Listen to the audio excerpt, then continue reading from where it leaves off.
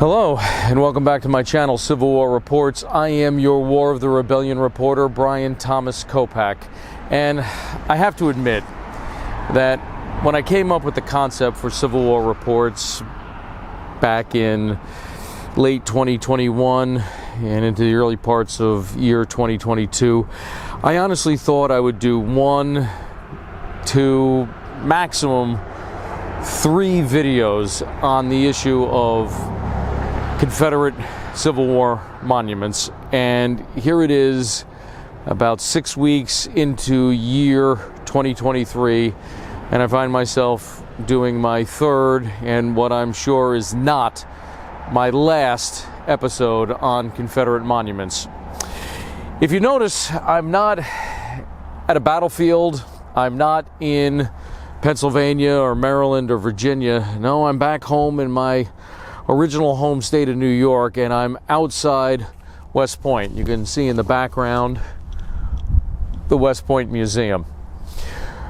And at around the same time I heard about the desecration of the A.P. Hill Monument and Grave in Richmond, I heard that West Point was considering removing Confederate monuments and markers here at West Point.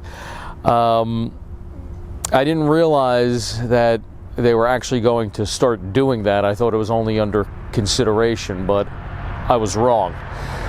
So before I do get on with this episode, I actually do want to take you inside West Point to show you, inside their museum, to show you what they have on display in terms of recognizing the Confederate States of America. And it was actually a little surprising to me. The whole display about the American Civil War is rather small, but at least they do have parts of the museum dedicated to the Confederate States of America. I'm going to let you know before we go in there, the lighting is very dim to preserve the artifacts, so what I'm going to show you may be a little hard to see just because of the poor lighting. But let's go inside and take a look at the museum. I am inside the West Point Museum, and I'm very pleased to announce that they do have a section dedicated to the Confederate States of America. It's dimly lit, like most museums, in an effort to preserve the artifacts that they have on display here. But this is the Confederate section. They have a Confederate Lamont pistol, which was carried by Jeb Stuart, along with Colt's pistols, and there's a portrait of Stonewall Jackson along with a sketch of Robert E. Lee. Hard to see, but some canteens, swords, and very nice map showing the major troop movements and engagement of the war. General Grant, frock coat worn by General Gouverneur K. Warren. So this is the Union area.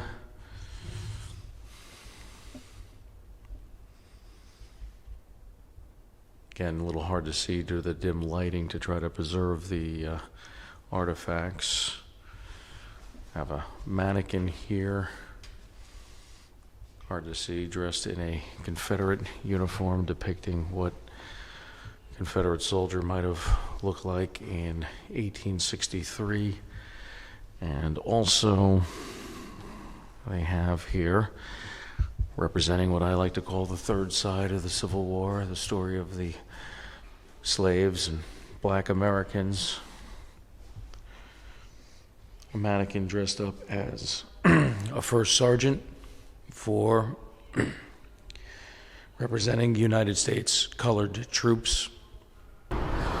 Again, I do want to apologize for the rather dim lighting in there. I have no control over that, and I understand the museum doing what they're doing in an effort to preserve the artifacts that are there for future generations of Americans, and that's great.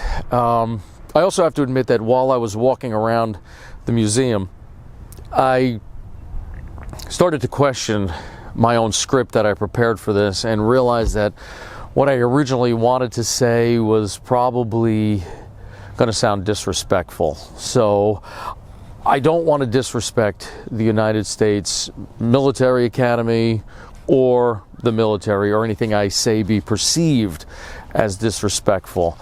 So I believe I am off the grounds of the West Point Military Academy, and I believe I toned down a lot of what I was originally going to say.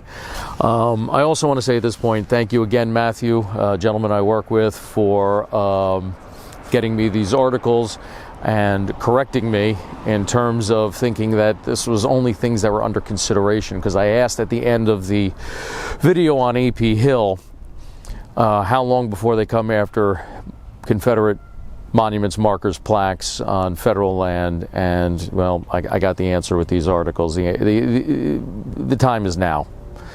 Okay, no more can we just sit around and watch this happen. We really gotta step up the game if we want to preserve Southern history, and Southern history is American history.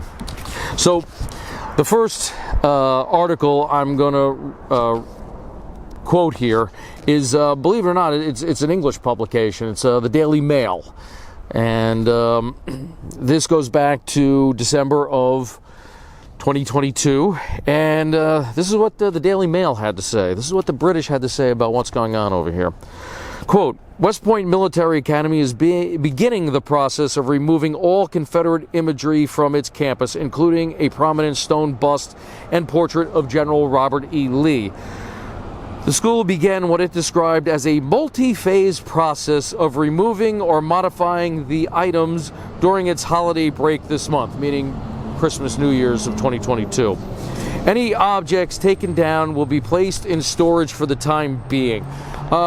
My editorial, great place to store it is where it was. Put it back. Put it back to where it belongs. Also coming down this month is a bronze plaque that depicts the history of the United States and includes an image of a hooded Ku Klux Klan member. Earlier this year, the school defended keeping the plaque up. Okay, this is probably the only thing in this whole article that I'm going to agree with. We don't need imagery of the Ku Klux Klan. Okay, we just don't need it. And also, it has nothing to do with the Confederacy for the most part. The Ku Klux Klan was established after the Civil War came to an end, after the Confederate States of America ceased to exist.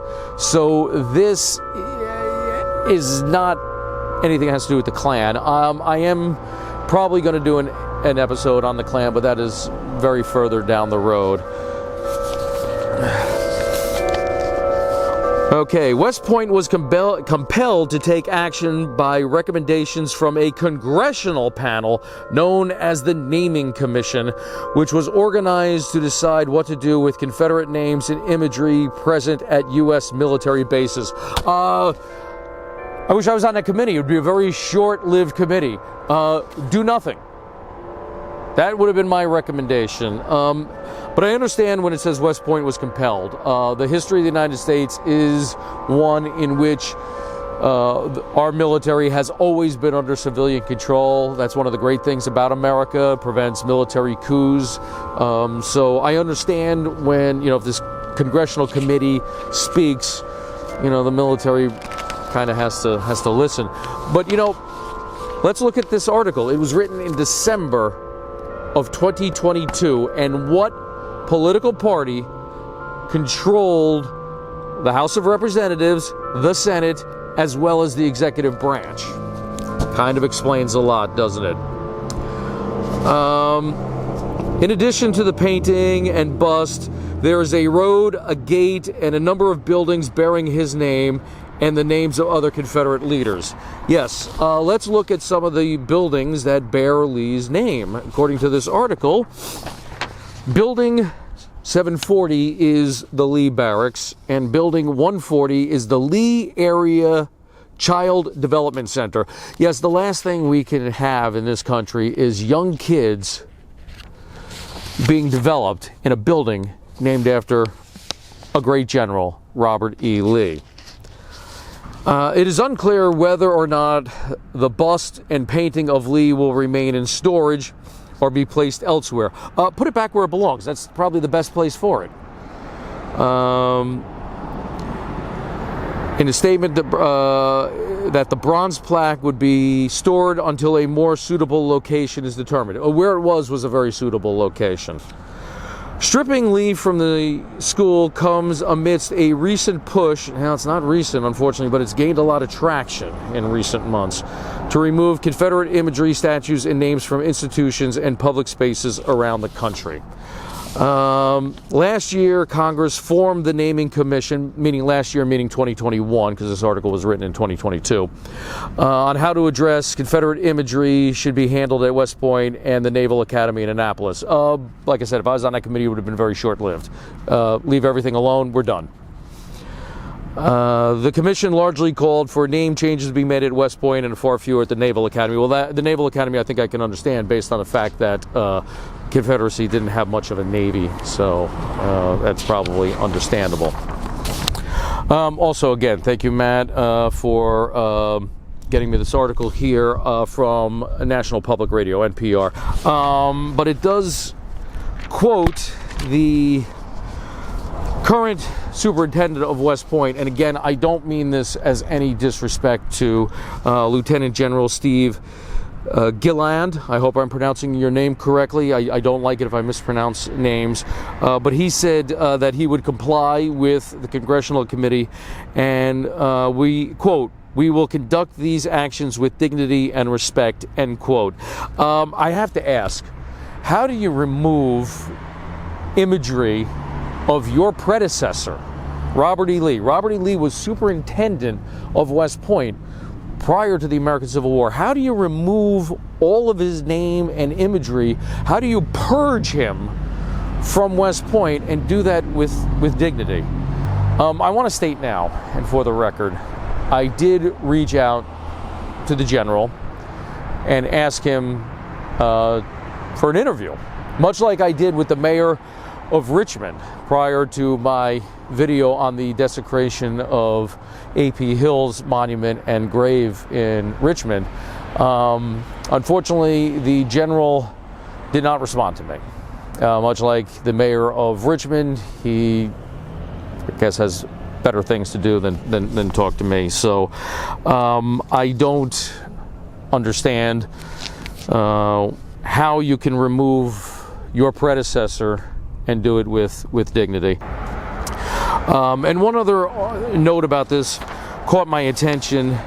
Two other Confederate officers in the commission's crosshairs were West Point grads, including P.G.T. Beauregard and William Hardy. Okay, both would go on to become Confederate generals, and talks about racism and white supremacy. I just want to point out a fact. P.G.T. Beauregard was a Creole. He was not Caucasian, he was Creole.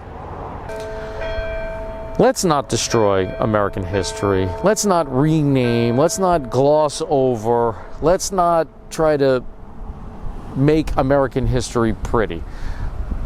Portraits are portraits, busts are busts, names of streets and buildings are that. Names of streets and buildings. Leave them alone. Just leave them alone. For Civil War Reports, I am your War of the Rebellion reporter, Brian Thomas Kopak. Thank you for watching. Please, I want to thank you in advance for helping the Southern Monument cause. Save American Civil War history, please. Thank you. And if you like what you saw today, please hit the subscribe button. Give a thumbs up. Also, notify your friends, let them know about this channel, and ask them to subscribe as well. If you like, you may leave a question or a comment below, and perhaps I will answer your question in a future episode of Civil War Reports. Until next time, please keep the history alive.